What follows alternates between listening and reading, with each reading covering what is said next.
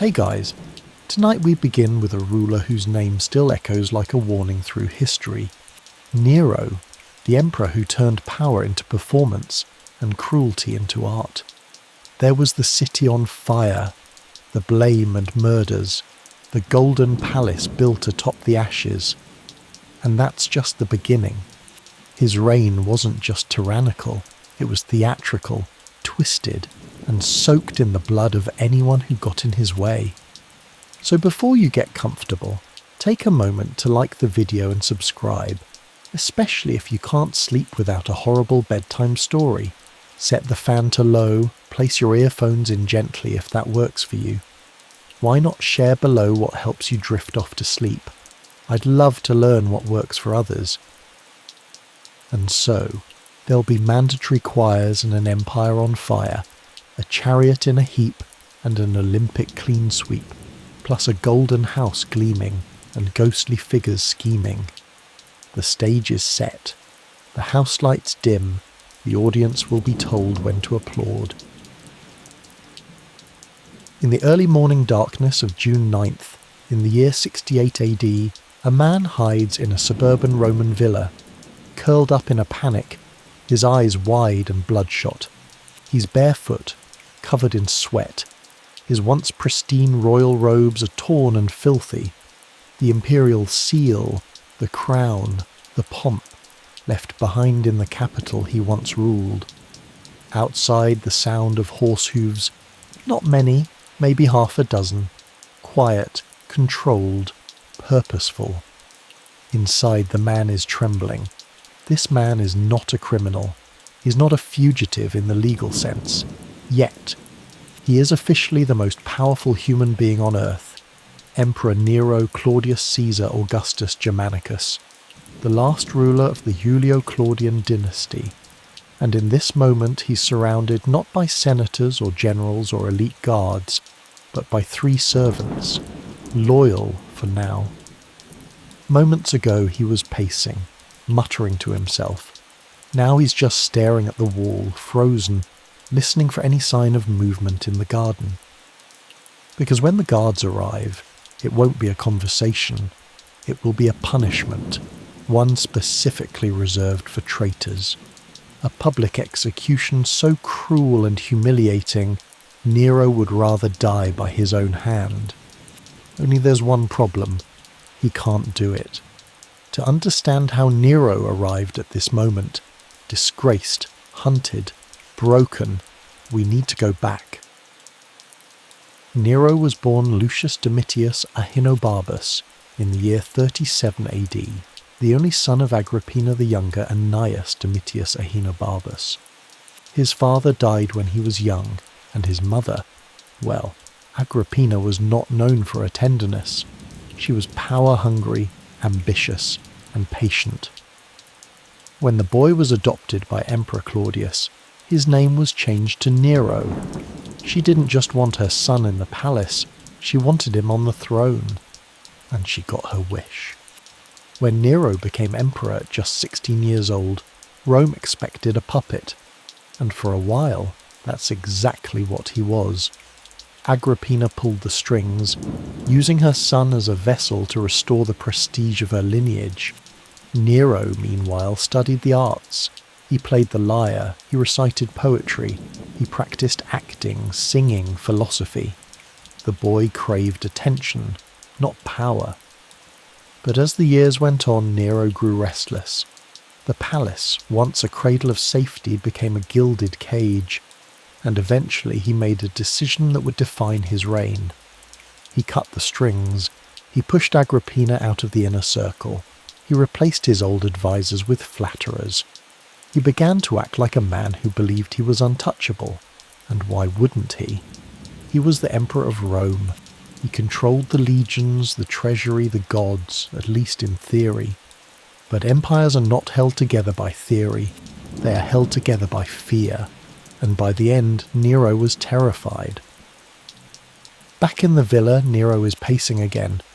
There are no windows in the chamber, just a flickering oil lamp. His face is gaunt, his beard is patchy, he hasn't slept, he keeps hearing things. At one point he demands that a shallow grave be dug in the garden for himself. His voice trembles as he gives the order. He selects 2 daggers from the table, he tests the weight of each, and then he sets them down, again and again. His companions, men who once called him Lord, are now just watching him, saying nothing. Then a sound. Hooves again, this time closer. Nero freezes, his mouth goes dry. The Senate has declared him a traitor to Rome. The Praetorian Guard, his elite protectors, have abandoned him. His allies are either dead or have turned.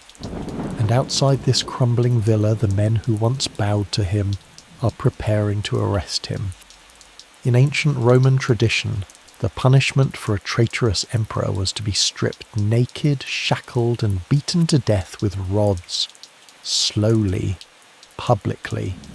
A show of force meant to restore dignity to the state, and Nero knows it.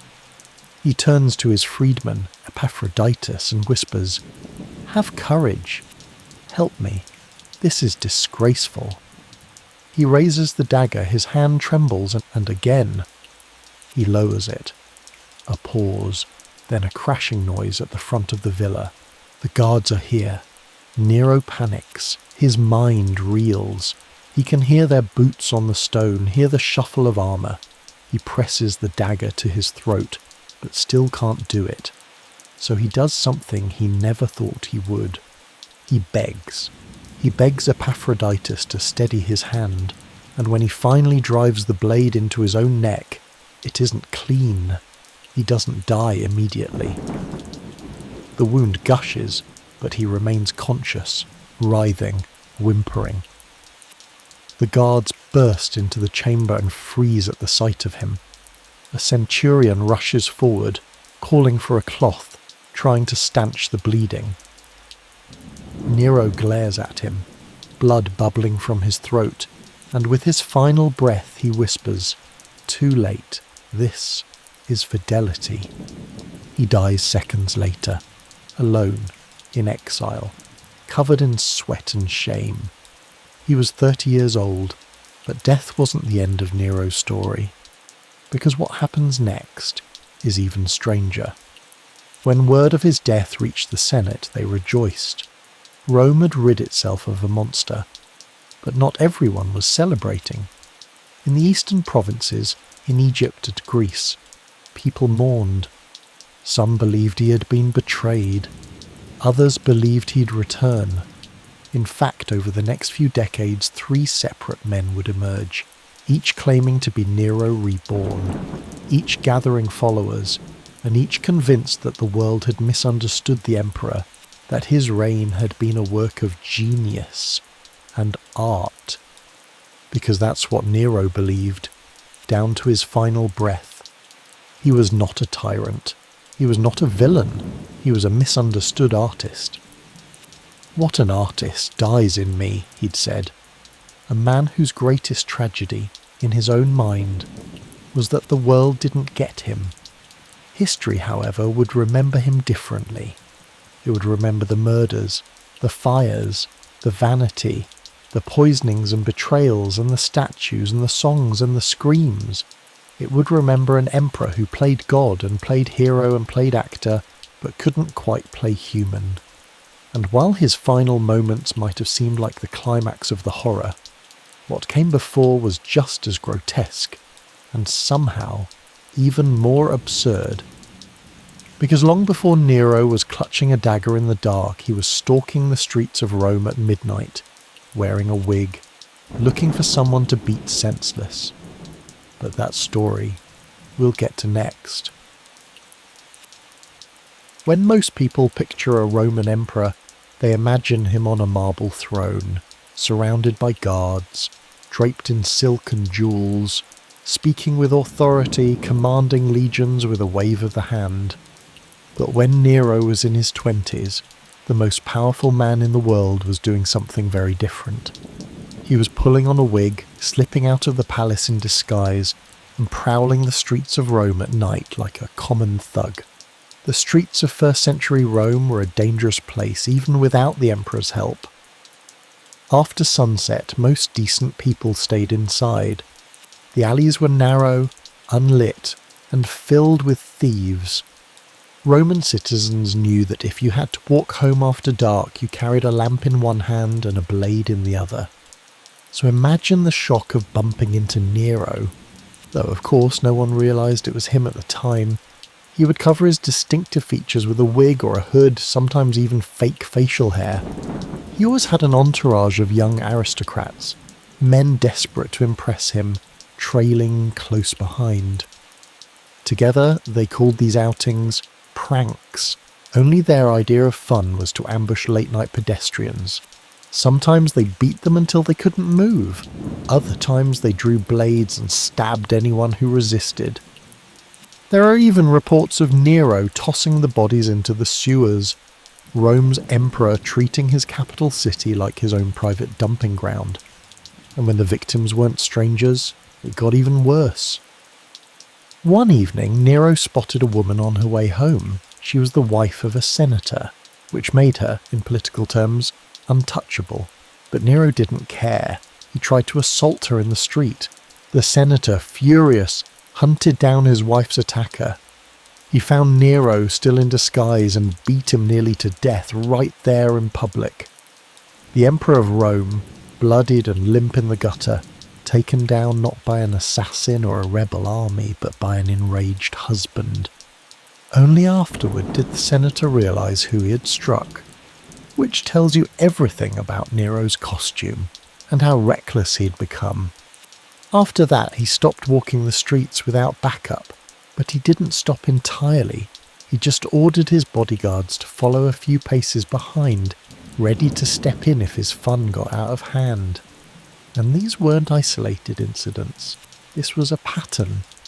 Sometimes Nero's gang would storm into taverns or shops after hours, overturning furniture, breaking shelves and roughing up anyone inside.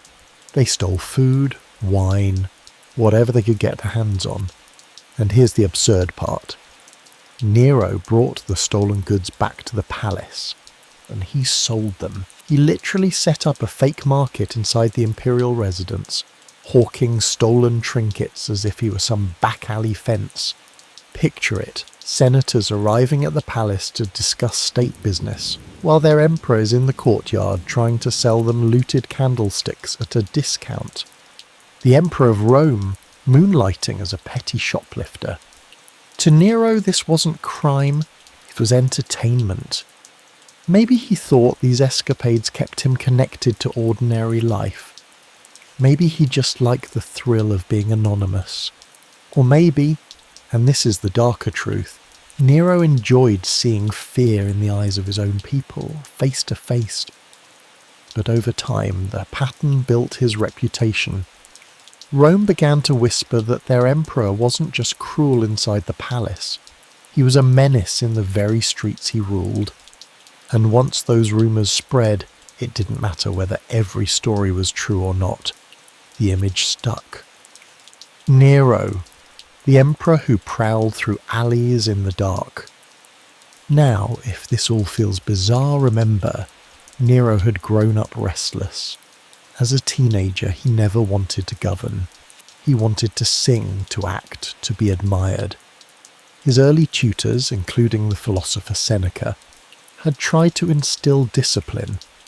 But discipline doesn't stick to someone who sees rules as obstacles. So when he reached adulthood, with absolute power at his fingertips, he pushed the boundaries. If no one could stop him, why not dress up and play criminal? Why not treat his own capital as a stage for his midnight performances? For Nero, the city of Rome became both playground and audience. Of course, history shows that people tolerated this behaviour because they had to. If you were attacked in the street by a disguised emperor, you didn't file a complaint. If you did, you disappeared. And the violence carried an extra edge. People never knew whether the young men attacking them were common thugs, or whether the emperor himself was hiding under a hood among them. That uncertainty is what made the stories spread. Imagine being a Roman father, warning your children, be careful after dark, there are thieves in the alleys, and if you're really unlucky, the thief might be Caesar himself. What makes this phase of Nero's life so chilling is how ordinary the crimes were. For most emperors, cruelty happened in the palace, far removed from common citizens. But Nero blurred that line. He didn't just sign death warrants. He threw punches. He didn't just tax merchants. He mugged them. It was a collapse of dignity so profound that later historians would cite it as one of the earliest warning signs. The emperor who could not separate power from play, cruelty from comedy. And when you think about it, this late-night masquerade was just a rehearsal. Because soon Nero would no longer be satisfied terrifying small groups in dark alleys. He wanted a bigger audience, a grander stage. He wanted the world to see him not as emperor, not as thug, but as a champion. Which brings us to the moment when Nero carried his ego all the way to Greece, to stand before the greatest athletes of the ancient world and declare himself one of them. But as with most things Nero touched, it didn't quite go as planned. By the mid-60s AD, Nero had already shown Rome that he didn't just want to be emperor, he wanted to be something bigger, not a ruler, not even a conqueror. He wanted to be adored, worshipped, applauded, but applause inside the palace wasn't enough.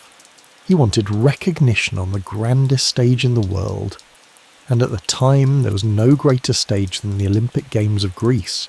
So in the summer of 67 AD, the Emperor of Rome announced that he would not merely attend the Olympics, he would compete. Now, Rome and Greece had a complicated relationship. Rome had conquered Greece generations earlier, but culturally, Greece was still the heart of the ancient world.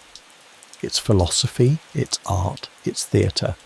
Romans respected and imitated it, even as they ruled over it. For Nero, though, this wasn't about respect, it was about glory. If he could win the Greeks' most sacred contests, he would not only match their heroes, he would eclipse them. The Greeks had Achilles, they had Alexander, but now they would have Nero. And as emperor, Nero had the ability to bend reality to make sure that happened. When the games began, the rules changed. Traditional contests were delayed or rescheduled so Nero could take part in as many as possible. He entered competitions in music, drama, poetry, athletics, everywhere his ego could find a foothold. And in every single one, he walked away the victor, even if he hadn't actually finished. The most infamous case was the Olympic chariot race. Normally, the Olympic chariot race was grueling. Teams of 4 horses dragged a single driver at breakneck speed around the dusty track, laps stretching on until skill and stamina thinned the field. It was dangerous even for seasoned competitors. Drivers were often thrown to the ground, trampled under hooves or dragged to their deaths. Nero entered not with 4 horses, but with 10. 10 horses in front of 1 chariot. This wasn't strategy. This was spectacle. A 4-horse team was hard enough to control, 10 was practically suicide. But Nero wanted to be remembered, and remembered he was. When the race began, the Emperor of Rome was jerked violently forward, struggling to hold the reins. Almost immediately the chariot lurched sideways. The horses tangled, the dust rose, and then Nero was thrown. He hit the ground hard, and by the rules, that was it. He was out. In fact, he couldn't even complete the course. He limped away injured, his robes torn, his pride bruised. And yet, when the dust settled, the officials made their announcement. The winner of the Olympic chariot race, they declared, was Emperor Nero. Why? Because, they explained, he would have won had he finished.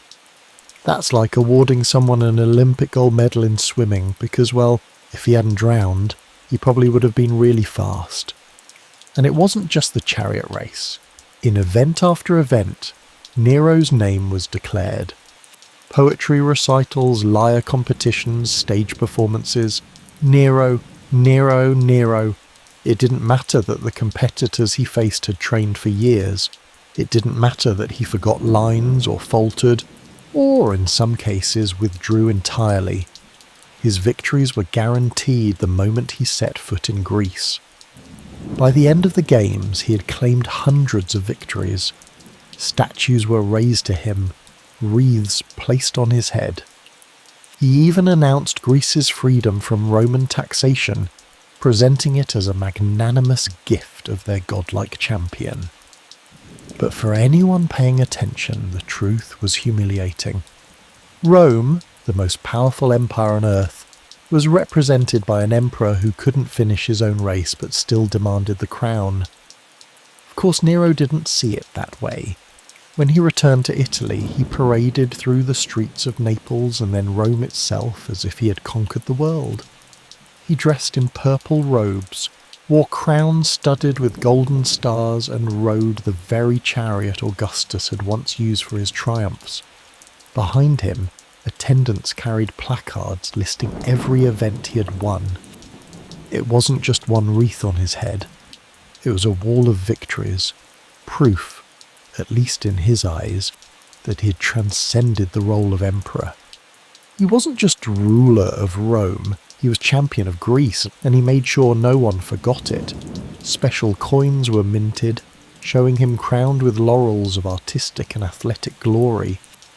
Statues depicted him not as military general, but as a lyre player, the new Apollo. Now, to be fair, some Greeks played along, they had little choice. Publicly denying Nero his victories wasn't just dangerous, it was suicidal. But in whispers and in private writings, the ridicule spread. Greek pride in their Olympic tradition had been tarnished, and Roman pride wasn't doing much better. Senators back home were already choking down years of forced applause at Nero's endless recitals. Now they had to pretend he was a world-class athlete as well. It was spectacle, nothing more. But Nero believed it. And that's what makes this moment so chilling. Because for the emperor, these weren't lies. They were reality. When he looked at the laurels piled on his head, he didn't see bribes or fear. He saw destiny. He saw proof that the gods themselves had chosen him, that he was more than a man, that he was untouchable. In hindsight, the Olympics serve as the perfect metaphor for Nero's reign. A contest where the outcome was preordained, a stage where performance mattered more than truth, a crowd clapping because they had no other choice, and at the centre of it all, a man so consumed by the need to be loved that he mistook fear for admiration. But what Nero couldn't control were the shadows, because even as he basked in his hollow triumphs, he was haunted by forces beyond his control. Not senators, not soldiers, not the people of Rome. Omens, portents, whispers of fate.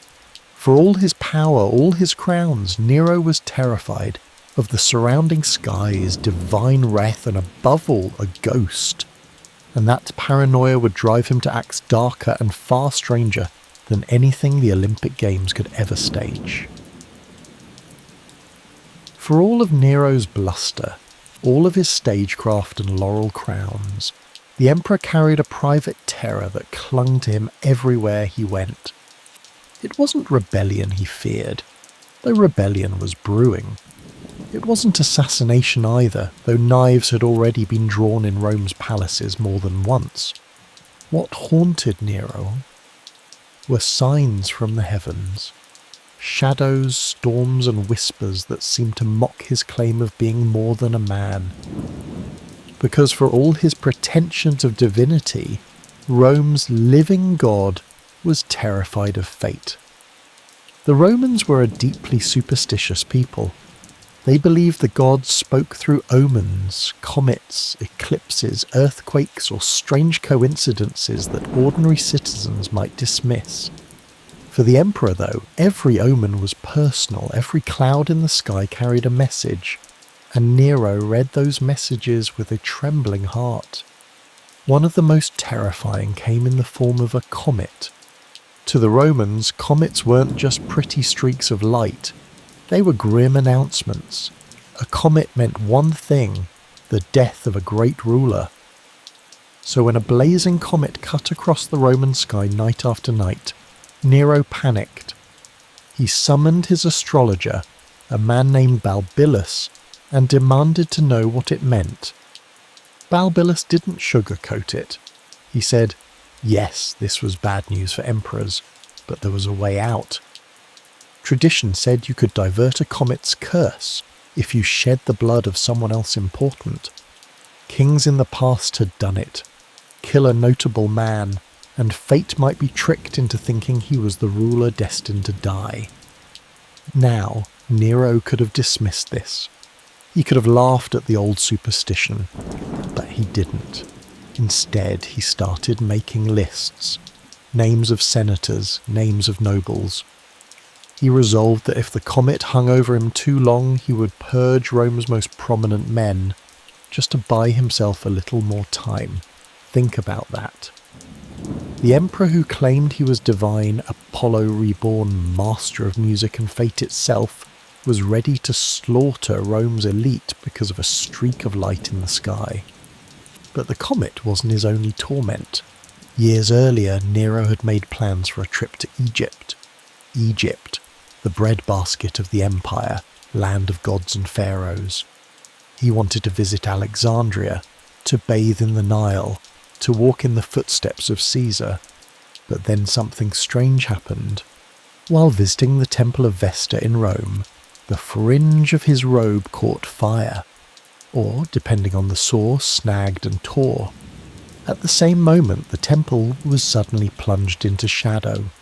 It was as if the goddess herself had shrouded the room in darkness. To anyone else, it might have been a freak accident. A draft through the doorway, a trick of the sun, but to Nero, this was no accident. This was divine warning. He cancelled the Egyptian trip immediately. He wouldn't risk sailing, wouldn't risk angering the gods, the most powerful man in the world, paralysed by a wardrobe malfunction and a cloud. And then there were the storms. Nero was known to quake at sudden thunderclaps, to grow pale at flashes of lightning. A ruler hailed as the new Apollo, god of the sun and music, would dive for cover when the skies rumbled. In some accounts, he hid under his bed. In others, he performed frantic rituals to placate Jupiter, the sky god, just in case the bolts were aimed at him personally.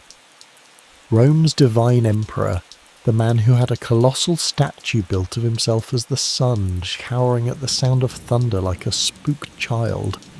But his deepest fear wasn't in the sky, it was in the shadows, because Nero believed he was being haunted, not metaphorically, not in his conscience, literally haunted by the ghost of his mother. She appeared to him in dreams, in whispers, in sudden visions when he least expected it. Sometimes she was alone, pale and silent. Other times she was accompanied by the Furies, the vengeful spirits of myth, carrying whips and torches, promising torment for those who had wronged their kin. Nero confessed this terror privately, admitting that he could not sleep, that when he closed his eyes, he felt her watching, that her spirit was not content to leave him in peace. The emperor who demanded worship as a god was reduced to a trembling child, tormented by a figure only he could see, and so he turned to the supernatural for help. He summoned Persian magicians famed for their rituals of necromancy. In the dark of night they built fires, muttered incantations, and claimed they could call forth the shade of the dead. Nero begged them to bring Agrippina's ghost into the open so he could plead with her for forgiveness. Imagine it, the ruler of Rome, surrounded by foreign sorcerers, pacing nervously as they drew circles in ash and called upon unseen powers. The emperor, who had once ordered the death of men with a wave of his hand, now whispering apologies into smoke, hoping the shadow of his mother would accept. Whether he believed she did is unclear. What we know is that the hauntings never left him. They clung to him, gnawed at him, feeding the paranoia that shaped his final years. And this was the irony. Nero, who built himself up as a living god. Nero, who demanded crowds cheer him as Apollo on earth. Nero, who had kings bow to him and call him my fate, my fortune. That same Nero was undone by shadows, by streaks of light in the sky, by thunder, by dreams he couldn't control. The man who claimed to master destiny couldn't silence the voice of his mother in the night. For his followers, Nero presented himself as radiant, untouchable. But privately he was a man jumping at the flap of a curtain, cancelling voyages at the sight of smoke, plotting purges over comets. Every emperor feared assassination, every emperor feared rebellion, but Nero feared the skies themselves. And in the end, those fears may have driven him further into excess. Because if the gods had marked him for death, why not indulge every whim before the end? Why not build monuments? Why not seize everything? Why not act as if he were immortal, even while trembling at every thunderclap? And soon Rome would give him something new to fear. Not omens, not ghosts, not thunder, but fire. Because in the summer of 64 AD, the city itself would erupt into flames. And whether he lit the spark or only watched it spread, Nero's name would forever be tied to the inferno that consumed Rome. On the night of July 18th, in the year 64 AD, Rome slept under a sweltering summer sky. The air was thick, unmoving. Lamps guttered in the alleys, casting faint light on the wooden balconies that hung over cramped streets. In the Circus Maximus, where chariots usually thundered, stalls and booths lined the long curved track, packed with goods, food and fabrics. It was here, in this tinderbox of shops and warehouses, that the first flame appeared. No one knew exactly how it began. Some whispered later it was an accident, a careless spark, a dropped lamp. Others swore it was deliberate. What mattered, in the moment, was that the flames found fuel. The circus was crowded with wood, cloth, pitch and oil. Within minutes the fire leapt across the stalls. Then the wind rose. The city of Rome was built for grandeur, not safety. Its alleys were narrow, its houses piled high, and its rooftops leaned close enough for neighbours to shout across. And on that night, those same rooftops became bridges for fire. Sparks jumped from one to the next, and suddenly the blaze was not contained to the Circus Maximus. It was alive, hunting, spreading. People awoke to the sound of crackling wood and distant screams. At first, some thought it was a minor fire. Fires were not uncommon in Rome, but when they stepped into the streets they saw the horizon lit in orange. They heard the roar, and the panic began. For 6 days the fire raged. It did not move like a single wave. It leapt, stalled and roared again, shifting with the wind. Families fled with what they could carry. Some were crushed in the stampede. Others returned home hours later to find their houses gone, their possessions ash, their relatives missing. 3 of Rome's 14 districts were reduced to nothing. 7 more were scarred, scorched, blackened. Temples collapsed, palaces crumbled, mansions cracked and fell into smouldering rubble. Tacitus, writing decades later, described how terror had bewildered the people. Mothers clutched children and screamed in the streets. Old men wandered aimlessly, smoke clinging to their robes. Those who tried to escape found every route blocked by flame. At night the city glowed like a furnace. The smoke blocked the stars. The air itself seemed to catch fire. And then came the whispers. Because while Rome burned, its emperor was nowhere to be found. Nero was not in the city when the fire began. He was away, at his villa in Antium, a seaside retreat. When news reached him, he rushed back. That much is certain. What he did upon returning, that is where the horror bleeds into rumour. Some accounts insist he threw open his gardens to the refugees, giving them shelter, that he arranged food supplies, set up relief measures. Tacitus, the historian, even records this, but other voices, harsher ones, tell us a different story. They said Nero climbed a tower, safely distant from the inferno.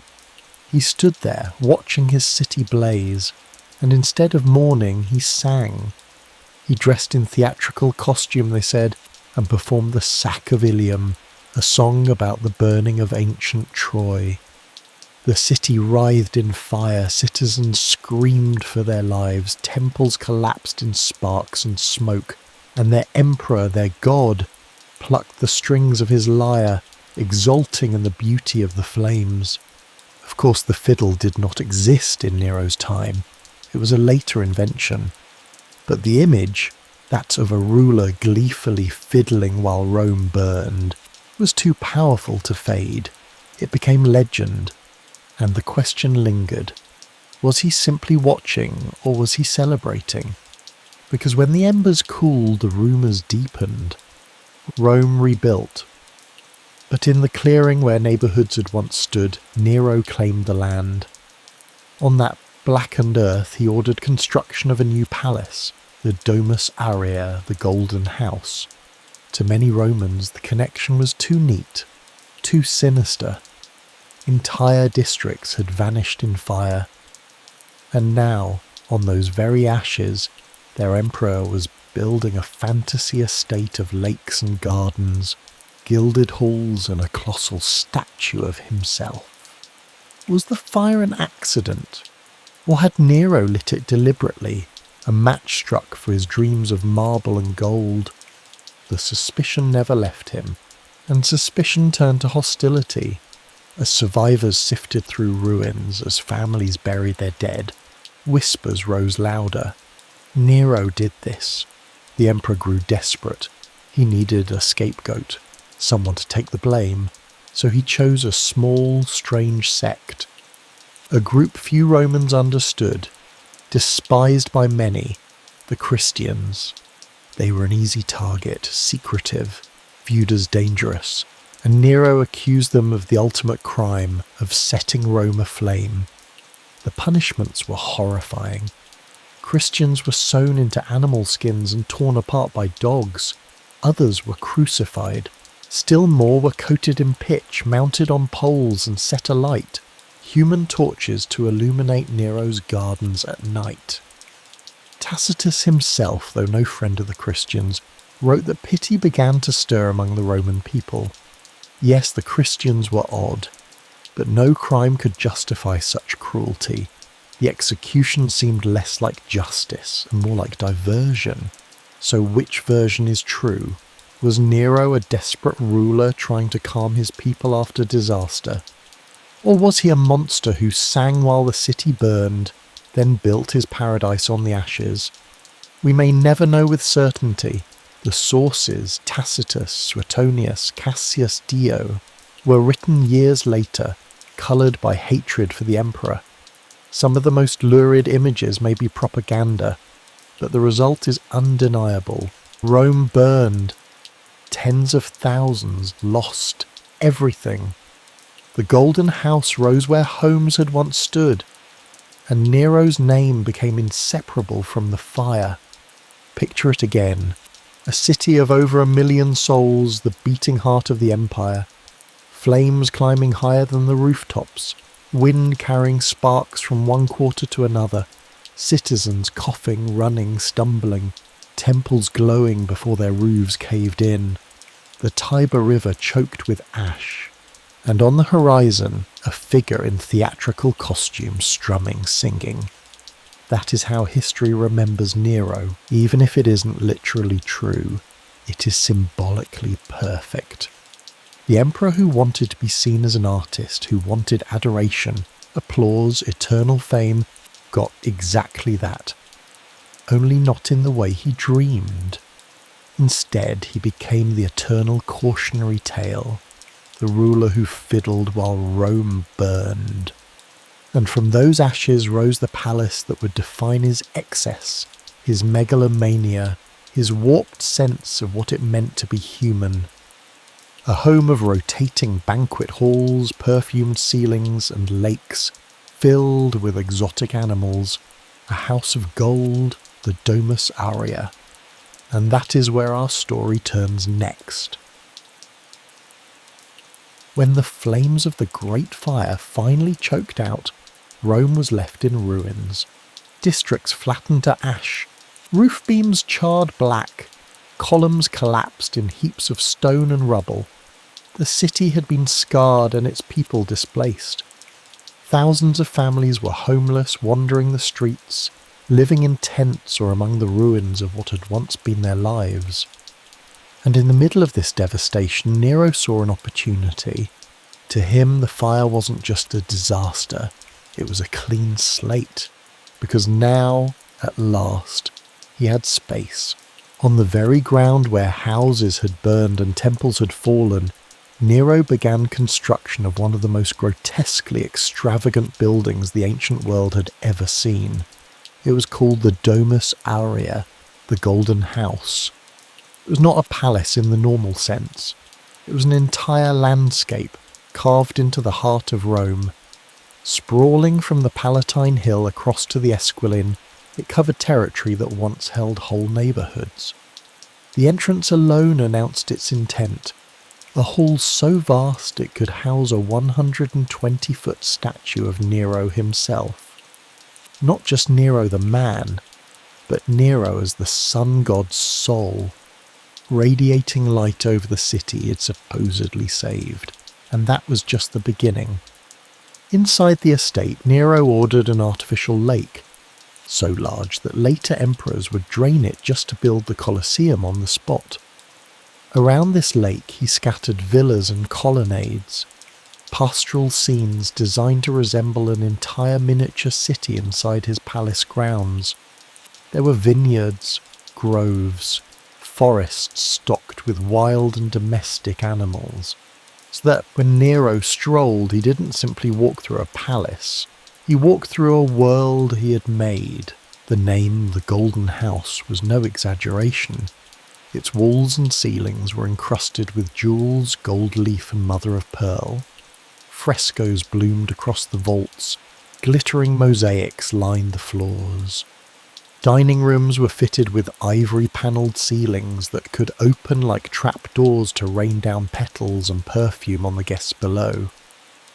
One dining hall was built as a perfect circle that slowly revolved day and night, to imitate the motion of the heavens.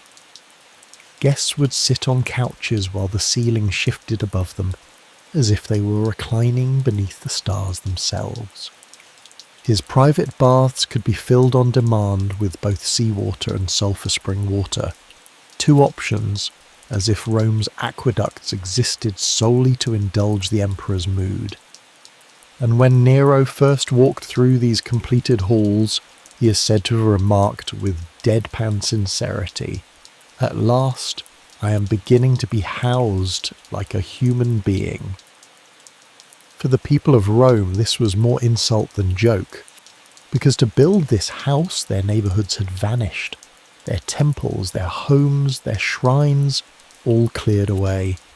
And Nero's declaration that he was only now living as a proper human being implied that the rest of Rome had been living like animals. The sarcasm writes itself.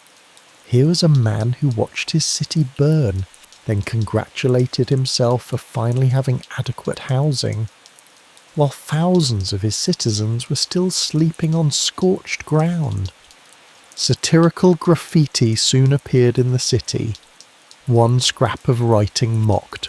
Rome is becoming a single house. Citizens move to Veii if this house does not soon engulf that city too. That was the sentiment.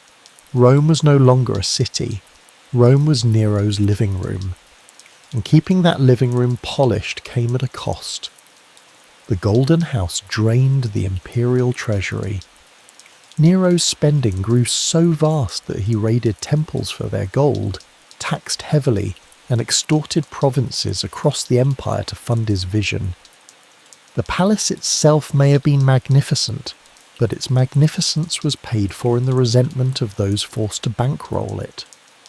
The Golden House also blurred the line between emperor and god. That colossal statue of Nero at the entrance, arms outstretched like the sun, was not meant to be subtle. It was meant to tell Romans, when you look at your ruler, you are looking at divinity. Step through these doors, and you're not merely entering a palace, you are entering the heavens. It was hubris carved in marble, and Romans knew it. For centuries, emperors had projected power with architecture. Augustus had boasted that he found Rome brick and left it marble. But Nero didn't just leave it marble, he left it gold. Where others built monuments for the people, Nero built a monument to himself. And yet, for all its extravagance, the Golden House didn't last. After Nero's death, later emperors tried to erase the shame of his indulgence. Vespasian and his sons drained the artificial lake and built the Colosseum, an arena for the people, right on top of Nero's pleasure pond. The palace itself was stripped, buried, built over. Its very memory was a wound Rome tried to cover, but fragments remain. Frescoes still decorate underground chambers. The architecture still astonishes modern visitors. Even stripped of its gold, even collapsed in ruin, the Domus Aurea still whispers of a ruler whose ego was large enough to consume a city. And that's what makes the Golden House so terrifying. It wasn't just a palace of excess. It was a palace of conquest, not over foreign enemies, not over rival kingdoms, but over Rome itself. Nero burned, or allowed to burn, vast districts of the capital. Then he claimed the ground, paved it with jewels, and crowned himself as the god presiding over it all. The Golden House was his legacy, but like the fire before it, it left scars deeper than stone. So far we've seen Nero, the self-proclaimed artist, the street thug, the sham champion, the haunted emperor, and now the golden god who built paradise on ashes. But the story of Nero's vanity doesn't end with palaces. Because while the Golden House was the stage he built, his favourite stage was something else entirely, a theatre. And in that theatre, Nero's performances were so long, so relentless, and so inescapable that Rome's senators, men who commanded armies and provinces, were reduced to climbing the walls, fainting, or to even die, if only for long enough to escape. When Rome thought it had seen everything Nero was capable of, he revealed his cruelest weapon. It wasn't fire, it wasn't poison, it wasn't even the blade, it was music. Because once Nero decided he was not just emperor, but a world-class performer, Rome's elite discovered the most horrifying truth of his reign. You could not escape his concerts. Nero believed his voice was divine. He had trained obsessively. Daily vocal drills, elaborate diets, even exercises where he lay on his back with weights on his chest to improve lung power. And he insisted that all of Rome's upper class bear witness to the results. Attendance at his performances wasn't optional. If you were a senator, a general, or even a high-ranking equestrian, you were expected to sit there hour after hour as the emperor took the stage. Once inside, the doors were locked, literally. Guards barred them to ensure no one left until Nero was finished, and Nero was never finished. The performances dragged on for hours, sometimes entire days. He would sing, pluck at his lyre, recite poetry, act out tragic roles in full costume, and the audience had one job: to appear rapt with joy. Applause wasn't just encouraged, it was mandatory. Nero even hired claqueurs, professional cheerleaders, to sit in the crowd and lead waves of thunderous clapping. At carefully rehearsed intervals, they would chant, shout praise, and signal the rest of the audience to join in. Imagine being a Roman senator, descended from generations of warriors and statesmen, forced to clap until your palms ached, because the emperor had decided to spend another 3 hours singing about Troy.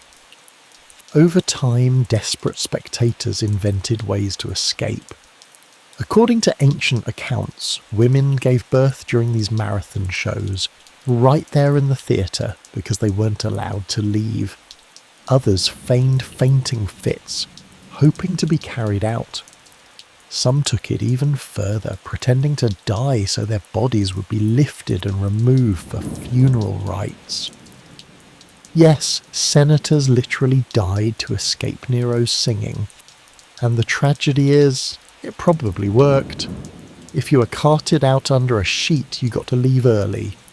For the rest, the torment continued. One historian dryly noted that audience members hurled themselves from the theatre walls to get away. The gates were locked, so the only option was to climb and leap. Think about the scale of that desperation. Leaping from stone walls, risking broken bones, just to avoid hearing one more stanza. In any other context, it would be slapstick. But in Nero's Rome, it was deadly serious. If you failed to attend or failed to clap with sufficient enthusiasm, your career or your life could end just as easily as if you had displeased him in the Senate chamber. The concerts were theatre, yes, but they were also politics, public loyalty measured in applause. For Nero, it wasn't cruelty. He thought it was art. He believed his subjects were lucky to bask in the radiance of his voice. He saw himself as Apollo reborn, a god of music, bestowing gifts on his people. But for those trapped in the audience, the performances were less blessing and more punishment. Imagine the irony. Rome, which had conquered the known world, which had legions stationed from Britain to Judea, which had generals hardened by decades of war, those same generals sat sweating in their seats, applauding on cue, prisoners of a single man's vanity. They had survived campaigns in Gaul, uprisings in Spain, battles on the frontier, only to be broken by Nero's 3-hour ode to Achilles. And still Nero took it all seriously. He never broke character, never relaxed his standards. Once, he accidentally dropped a prop scepter on stage during a tragic role. He was terrified it would disqualify him from winning the performance, until his accompanist swore the mistake had gone unnoticed. That was his world: paranoia about applause, obsession with perfection, audiences shackled in their seats. This was the Emperor of Rome, not leading legions, not passing laws, not overseeing the empire's survival, but trembling over whether he'd kept rhythm on his lyre. And the irony never stopped building. Rome's senators, who were supposed to be its governing body, learned that their most important duty wasn't passing decrees or administering justice. Clapping in time, Rome's generals, who had bled on battlefields, were reduced to props in Nero's audience, and Rome's people, already suspicious of their emperor, heard the stories. They heard of their leaders locked in theatres, pretending to faint, pretending to die, scaling walls, all to escape the emperor's divine voice. The empire became a stage, and every citizen an unwilling spectator. Of course, there's a darker layer here. The Golden House had been Nero's temple to himself. The fire of 64 AD had been his canvas, and now the theatres became his prisons, where Rome's elite were forced to validate the fantasy. It was no longer enough for Nero to be emperor. He wanted to be adored, applauded, worshipped, and when genuine worship didn't come, he manufactured it through locked doors, rehearsed applause, and the threat of punishment. It's tempting to laugh at the image of senators dying to leave a concert, but beneath that comedy is a chilling truth. The most powerful men in Rome were powerless. Nero's tyranny didn't just rest in executions or tax burdens, it rested in humiliation. And humiliation has a long memory. The irony, of course, is that for all the hours he forced others to endure, Nero never tired of the stage. He expanded his performances. He brought them abroad. He insisted on competing in festivals across Greece, where the judges, terrified of offending him, declared him victor in everything: music, poetry, theatre, even chariot racing. Yes, the same man who had senators pretending to faint in Rome later competed in Olympic Games he didn't finish, and still won. It was all connected. The concerts in Rome were the prelude, the games in Greece were the grand tour. And it all pointed to the same delusion. Nero saw himself not as ruler of Rome, but as a universal star. But if the theatre was his sanctuary, it was also his stage for scandal. Because Nero wasn't content to sing or recite, he wanted roles, costumes, masks. He wanted to play not just heroes, but tragic heroines, villains, and gods. And when the Emperor of Rome began acting on stage, it shocked Roman society to its core. Because acting wasn't just undignified, it was disgraceful. It blurred the lines between ruler and performer, emperor and clown. And yet Nero leaned into it, using the stage not just to play characters from myth, but to echo his own life in disturbing ways. That is where our story turns next. By the standards of Roman tradition, an emperor could be many things. He could be a general, a lawmaker, a patron of the arts, a priest in the temples. He could even be cruel. History had already seen that. But what he absolutely could not be was an actor. For Romans, the stage was the realm of the lowly. Actors, even if adored by crowds, were considered disreputable, little more than entertainers for the mob. To place yourself on stage in costume, to take roles meant for slaves or foreigners, was the opposite of dignity.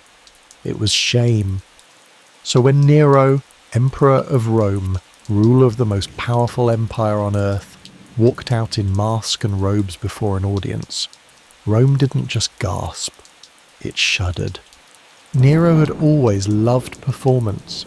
His training in music and poetry had given him a taste of applause, and his concerts had forced the Senate to clap until their hands ached. But concerts were still Nero as Nero. He was the emperor reciting, playing, and singing. Acting was different. Acting meant becoming someone else.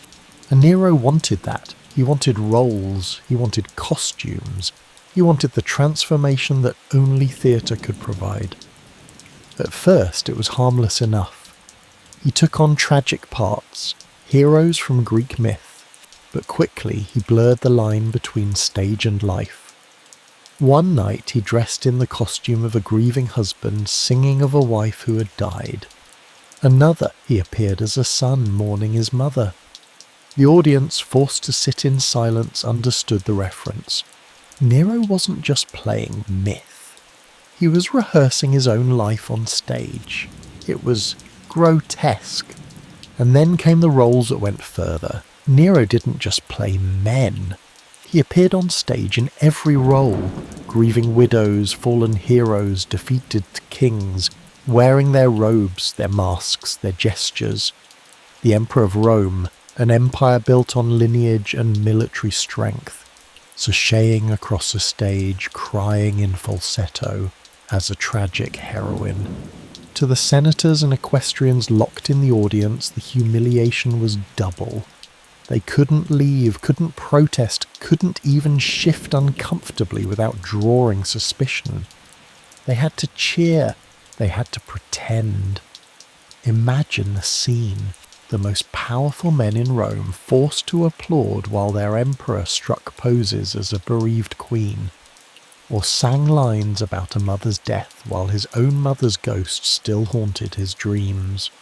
Cassius Dio, one of Nero's later historians, noted how unsettling this became. Nero wasn't simply indulging in theatre, he was using the stage to confess, to hint, to brag.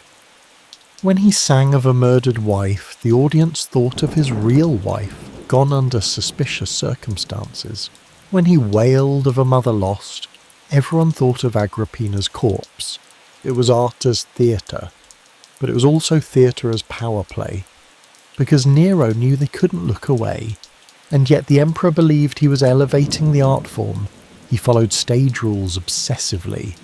He refused to clear his throat on stage, fearing it would break the illusion. He wiped sweat carefully with his sleeve rather than his hand, so he wouldn't disturb the mask. Every gesture rehearsed, every note deliberate. He was not slumming it. He thought he was dignifying the profession with his presence. Rome, of course, thought the opposite. This is where the sarcasm writes itself. Rome had emperors who conquered Gaul, who stabilized the empire, who built aqueducts that still stand today. Nero's legacy: he nailed the role of weeping widow number 3 in a play no one wanted to watch. The emperor's personal motto could have been, "Why stop at humiliating my empire politically and militarily, when I can also humiliate it theatrically?" And here's the meta bit. We know these plays were probably unbearable, because even the historians writing decades later couldn't resist eye-rolling. Tacitus and Suetonius, normally meticulous, suddenly sounded like exasperated theatre critics. You can almost picture them throwing down their quills. Yes, he really did this. No, I still can't believe it either. The darkest irony, though, is that Nero wasn't just humiliating Rome. He was humiliating himself, only he didn't see it. To Nero, he wasn't degrading the office of emperor. He was transcending it. Apollo was god of the lyre and god of the sun. Why shouldn't Caesar be god of the stage? In his mind, the audience wasn't trapped. They were privileged. They weren't prisoners. They were chosen. He genuinely thought he was giving them a gift. That was the delusion. But outside the theatre, whispers spread. A ruler who should have been leading armies was strutting in masks. A man hailed as a living god was playing thespian on stage. The empire's dignity, already bruised by fire and excess, now looked ridiculous. Nero had turned Rome into his personal theatre, and though senators clapped, though guards barred the doors, though applause thundered on cue, everyone knew it. This wasn't glory, it was mockery. When Nero finally took his performances to Greece, demanding crowns at festivals and staging grand tours, it was just an extension of this obsession. But the heart of it began here, in Rome's theatres, where power and shame merged into a single performance. And it left Romans with a memory that endured long after Nero's death. Not just of cruelty, not just of fire and gold, but of humiliation. Their emperor, in mask and costume, playing roles of grief and loss he had written into his own life, while the Senate clapped until their hands bled. For Nero, the stage was where he confessed, where he bragged, where he bled out his delusions for the world to see. But when it came to betrayal, when it came to family, the stage wasn't enough. Because when Nero decided to rid himself of his mother, he tried to write a scene no theatre could contain. A collapsing boat, a woman fighting for her life, and an emperor so desperate to be rid of her, he turned murder into performance. And that is where our story turns next. By the time Nero reached his early 20s, his relationship with his mother, Agrippina, had gone from uneasy partnership to open hostility. She had been the one who placed him on the throne at 16, manoeuvring through poison, politics and marriage alliances to get him crowned. She was, in many ways, the architect of his power. But once Nero grew older, once flatterers filled his ears and his appetites began to swell, he wanted to be free of her influence. And Agrippina wasn't the kind of woman you could just sideline. She was sharp, politically ruthless and ambitious in her own right. Even after being pushed out of the palace, she still had allies. And she still had a son who, whether he liked it or not, owed his throne to her. So Nero began to imagine a world without her, and he began to plan. The problem was, his first attempts failed. According to ancient accounts, he tried poisoning her more than once. But Agrippina had lived too long in Rome's political snake pit to be so easily undone. She was famous for taking antidotes before meals, small controlled doses of poison and their cures, training her body to withstand what would kill anyone else. When that didn't work, Nero moved to Plan B, subtle assassination, which unfortunately for him turned out not to be his strong suit. What he concocted next was a scheme that reads less like imperial statecraft and more like something out of slapstick tragedy, the collapsing boat plot. Nero invited Agrippina to the resort town of Baiae, a place of festivals, banquets, and shimmering coastal waters. He played the part of the affectionate son, reaching out after months of coldness. There would be feasts, reconciliation, a gesture of peace. Agrippina accepted. She still believed she could maneuver her way back into influence. That night they dined together. Accounts describe tension, forced smiles, veiled words.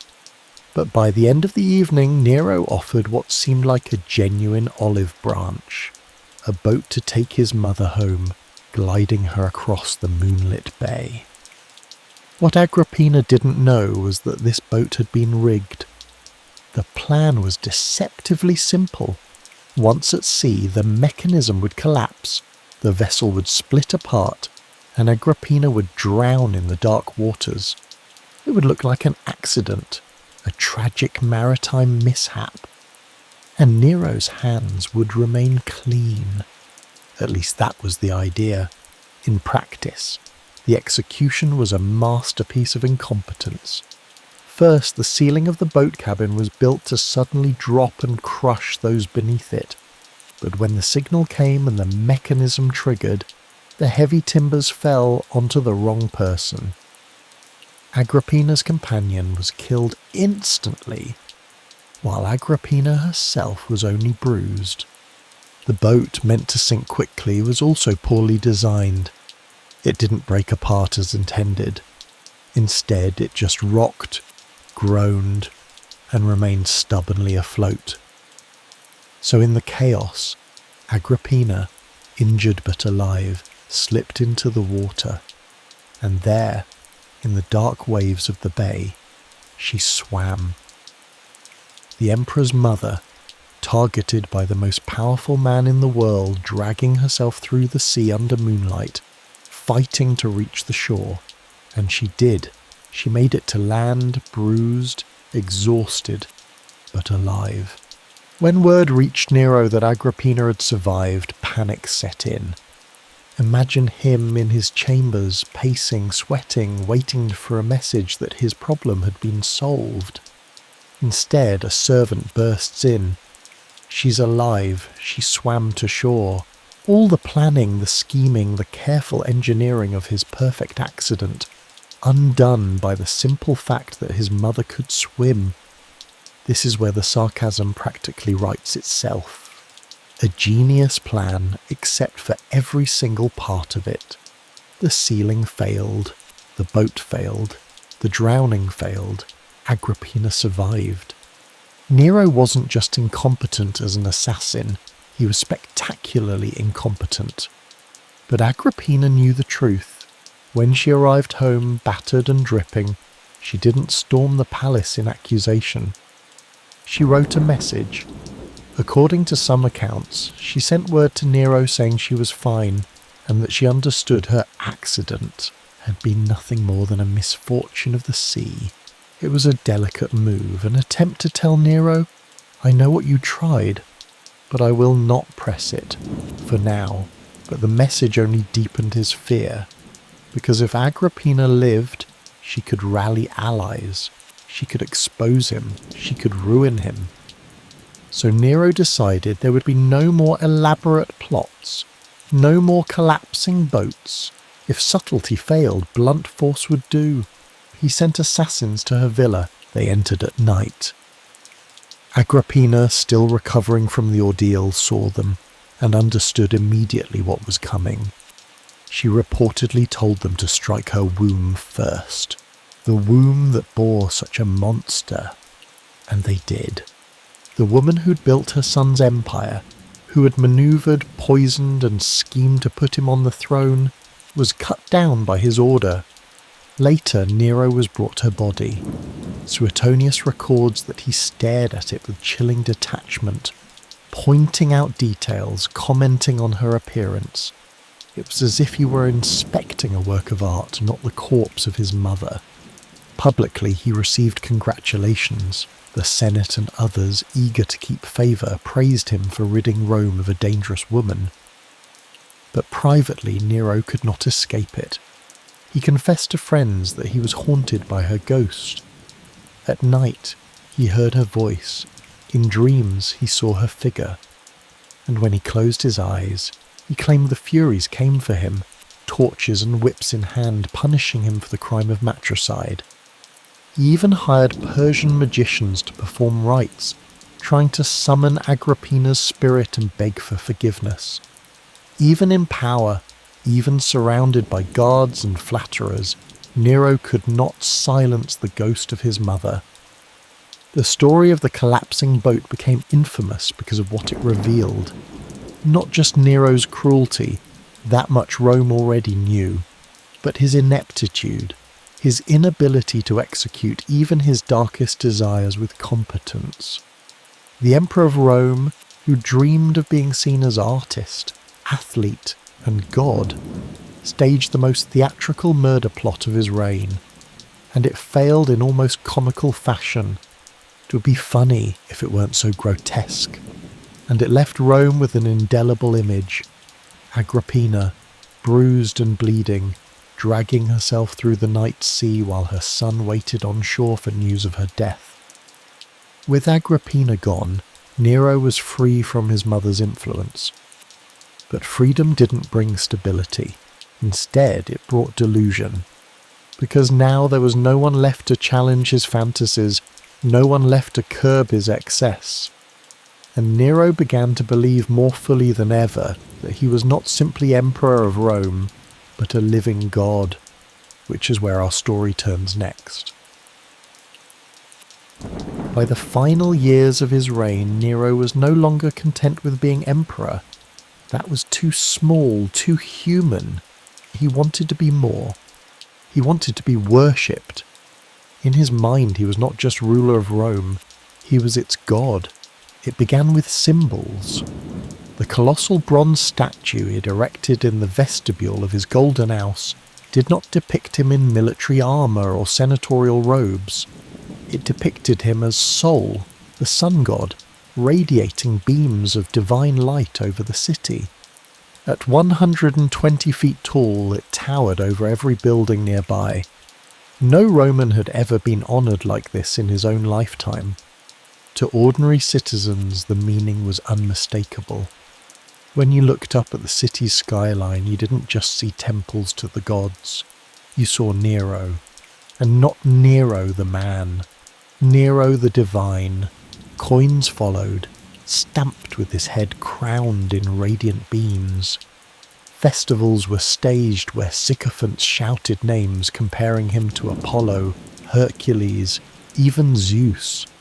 Senators swore oaths not just by Jupiter, but by Nero's genius, his divine spirit. Rome was being reshaped into a cult of one man. For the East, this was not entirely unusual. In Greece, in Asia Minor, in the provinces, ruler worship had precedence. Kings had been hailed as gods before, and when the king of Armenia, Tiridates, arrived in Rome to be crowned, he drove the point home. In front of the Senate, in front of the people, he knelt and declared, "Master, I am your slave. I have come to you, my God, to worship you as I do Mithras. You are my fortune. You are my fate." Think about that. A foreign king publicly proclaimed that Nero, a man of flesh and blood, was his god. And Nero, dressed in triumphal robes, enthroned before the crowd, accepted it without flinching. For him it was proof of what he already believed. And yet, beneath the grandeur, the absurdity bubbled through. Because if you were truly divine, if you were Apollo himself, you wouldn't need to tinker with calendars. But Nero did. He attempted to rename months after himself, reshaping time itself so that every Roman who marked their calendar would, in effect, honour his glory. Imagine flipping through the year only to find Nero-vember penciled in. Truly godlike power, except it comes across more like a child writing his name on every page of a school book. He commissioned new temples. He demanded statues of himself placed alongside gods in sanctuaries. His performances, once theatres of humiliation, now became sacred rituals. When he sang, it was not as an emperor entertaining his subjects, but as a god blessing his worshippers with song. And if the audience wasn't convinced, well, they could always be locked inside until they were. The eerie part of all this is how seamless the transition was. To Nero, it wasn't arrogance, it wasn't a lie, it was revelation. He looked at his Olympic victories, his golden house, his colossal statue, and he saw signs, proof, the gods had chosen him. That was the gravity. Nero wasn't pretending, he truly believed it. And when belief and power combine in one man, history rarely ends quietly. Still, the cracks showed. For all his divine pretensions, Nero was still deeply superstitious. Comets still unnerved him. Thunder still sent him into hiding. And his mother's ghost still haunted his nights. That's the irony. Here was the self-proclaimed god of Rome, terrified of shadows, a man who could rename months but could not sleep without whispering apologies into the dark. And the Roman people saw it. They whispered about it. They laughed in private because they had to laugh. What else could you do when your emperor built a 100-foot statue of himself shining like the sun, while he cowered at storms? In public, though, they endured. The Senate smiled, governors praised, subjects shouted, "Our Apollo, our Hercules," when prompted. Coins, statues, temples, all carried the same message. Nero was no longer simply human, but history has a way of puncturing delusion. And in Nero's case, the puncture came not from omens, not from gods, but from men. From soldiers in faraway provinces who no longer believed. From governors who no longer cared for his song. From senators who, after years of clapping, were ready to see the curtain fall. It is telling that when Nero died, the Senate didn't deify him, as they had Augustus. They declared him a public enemy.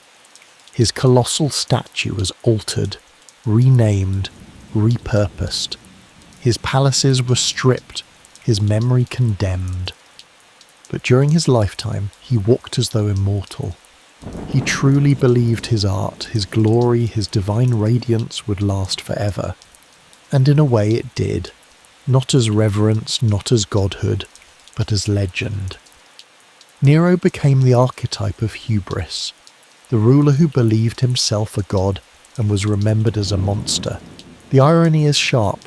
His final cry, "What an artist dies in me," was not just vanity, it was delusion crystallized. He thought history would mourn him as it mourned fallen heroes. Instead, history laughed. Not kindly, not joyfully, but bitterly. a laugh that echoed through centuries, because when gods fall, they fall harder than men, and Nero's fall was coming. The empire was cracking, rebellion spreading, his grip slipping. Soon he would be hunted through the night, hiding in villas, begging servants to steady his hand as he tried, and failed, to take his own life. But before that end, there is one last descent to trace. The final days, the panic, the humiliation, the voice of an emperor breaking as he realized that divinity could not save him. And that is where our story ends.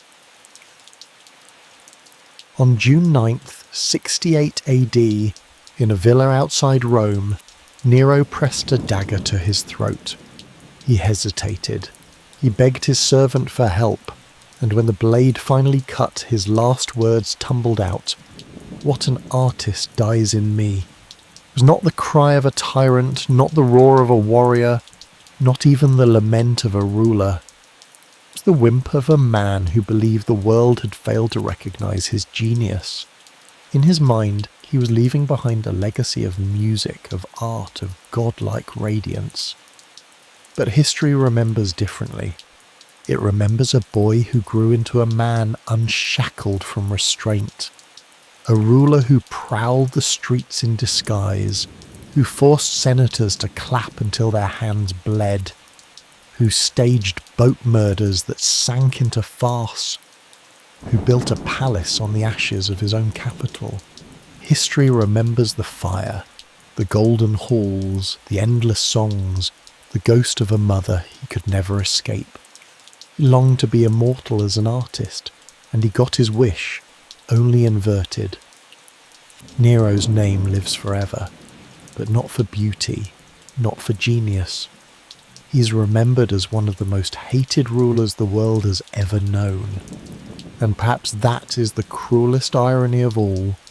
In chasing divinity, Nero achieved it in the one form he never desired. He became eternal, not as a god, but as a warning. And with that, our story ends. May your night be quieter than Nero's concerts, warmer than his golden halls, and free of ghosts that linger. Rest well, dream easy. Tomorrow the empire will still be standing. Good night.